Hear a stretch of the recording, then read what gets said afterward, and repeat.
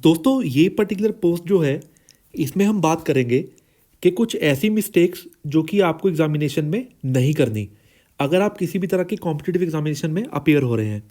अभी बात करते हैं, अगर आप किसी भी कॉम्पिटिटिव एग्जामिनेशन के रिगार्डिंग प्रिपरेशन कर रहे हैं, दोस्तों एक चीज़ मान के चलिए कि ये जो पूरा एग्जामिनेशन है इट इज़ 70% नॉलेज एंड 30% कुछ और फैक्टर्स हैं जो कि ये डिसाइड कर सकते हैं कि आप एग्जामिनेशन क्रैक करेंगे या नहीं करेंगे। तो ये सब एलिमेंट्स अगर हम फुल फ्लेज कवर करते हैं, अगर थोड़ा सा आपको पार्ट छोड़ भी दिया then also there are chances कि आप एग्जामिनेशन क्रैक कर पाएंगे।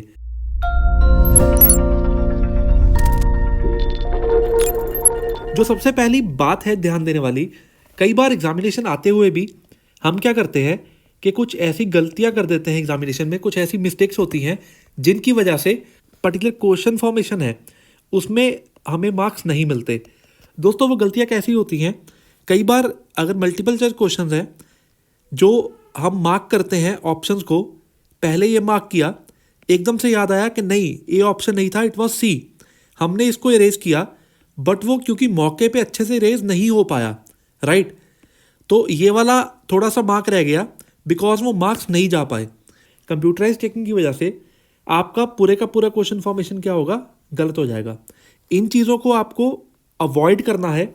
आप क्या कर सकते हैं, जब तक आप एंड तक मतलब एंड वाले 10 12 15 मिनट आप रखिए कि आपको आंसर शीट पे मल्टीपल चॉइस क्वेश्चंस की ऑप्शंस मार्क करनी है। आप तब तक के लिए एक बार डॉट लगा सकते हैं पर्टिकुलर ऑप्शंस पे, ताकि ये ना हो कि आपको पूरे का पूरा इरेज करना पड़े। इस मिस्टेक को अवॉइड कीजिए। सेकंड जो पार्ट है दोस्तों, जब भी हम बात करते हैं कि जब आप अटेम्प्ट करते हैं एग्जामिनेशन, ठीक है, उस केस में आपने एग्जामिनेशन के रिगार्डिंग पूरी प्रिपरेशन कर रखी है, बट जैसे ही आपने कोई भी पर्टिकुलर इलस्ट्रेशन रीड की एग्जामिनेशन में, आपने सोचा कि ये तो वही इलस्ट्रेशन है जो एग्जामिनेशन में मैंने बुक में पढ़ी थी, ठीक है, वही ऑप्शन रिपीट हो गया कि इसका आंसर क्या होगा, ए ऑप्शन करेक्ट है। आपने बिना पूरा ये क्वेश्चन फॉर्मेशन पढ़े आपने ऑप्शन नंबर ए मार्क कर दी। यहाँ पे क्या हो सकता है, इट कुड बी कि जो क्वेश्चन फॉर्मेशन है उसमें कोई वर्डिंग चेंज कर दी, या फिर इट कुड बी आपको हल्का सा याद है कि ऑप्शन नंबर ए था बट एग्जामिनेशन में जो ऑप्शंस हैं दे आर बेसिकली उन्होंने सेटिंग्स चेंज कर दी, सी की जगह ए है, बी की जगह डी है। तो अगर आप एज इट इज मार्क करेंगे ऑप्शंस को, ये है ओवर कॉन्फिडेंस, आपका आंसर गलत भी हो सकता है। इस चीज़ को अवॉइड कीजिए। नेक्स्ट जो बात है दोस्तों ये है कि बहुत ऐसे स्टूडेंट्स हैं, मैं एग्जांपल ले रहा हूँ, आपके पास 100 क्वेश्चंस हैं जो आपको अटेम्प्ट करने हैं। कोई एक इंटेलिजेंट स्टूडेंट है जिसको पूरे के पूरे 100 क्वेश्चंस आते हैं, बट वो इंटेलिजेंट तब तक है जब तक वो एग्जामिनेशन में पूरे के पूरे अटेम्प्ट कर पाएगा। आपको एग्जांपल लेते हैं कि आपको सिर्फ 85 क्वेश्चन फॉर्मेशन आती हैं, ठीक है, और क्या पता कट ऑफ जाए 72, 73, 75, आपको तो इतना आता है।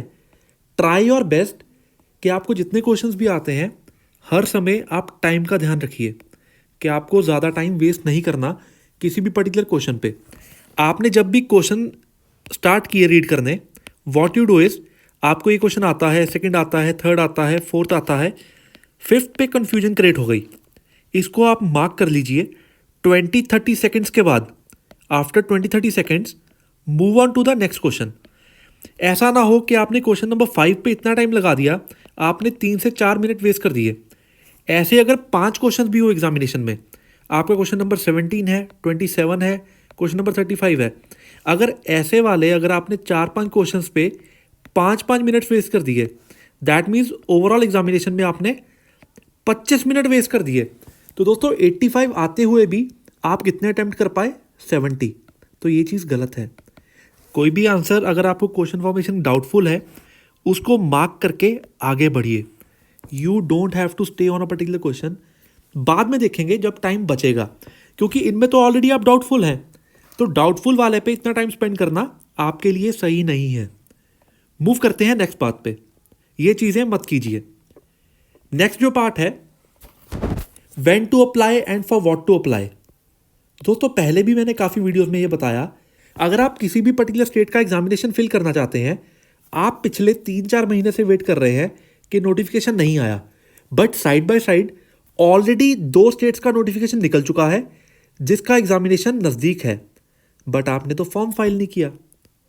तो जो भी स्टेट्स हैं जिनमें लैंग्वेज, जैसे अगर आपके पास हिंदी है, there are majority of states जहाँ पे आप अपेयर हो सकते हैं, ट्राई कि आप उनका एग्जामिनेशन फिल कीजिए, जैसे कि उत्तराखंड, हिमाचल, दिल्ली, हरियाणा, ये सब एग्जाम्पल है।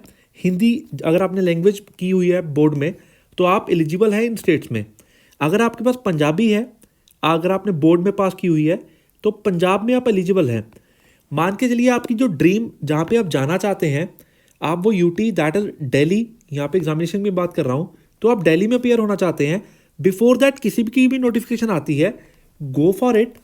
आपको रिवाइज करने का मौका मिलेगा कि आप पूरे का पूरा सिलेबस बार बार रिवाइज कर पाएंगे, राइट। चाहे आप पंजाब नहीं जाना चाहते, आप किसी और स्टेट में अप्लाई नहीं करना चाहते, बट आपको 2 बार मौका मिला चीज़ों को रिवाइज करने का, go for it. Then language, दोस्तों लैंग्वेज एक ऐसा पार्ट है, अगर आप कोई कॉम्पिटिटिव एग्जामिनेशन के लिए अप्लाई कर रहे हैं, दैट मीन्स आने वाले टाइम में आप होंगे ऑफिसर रैंक पे, ठीक है।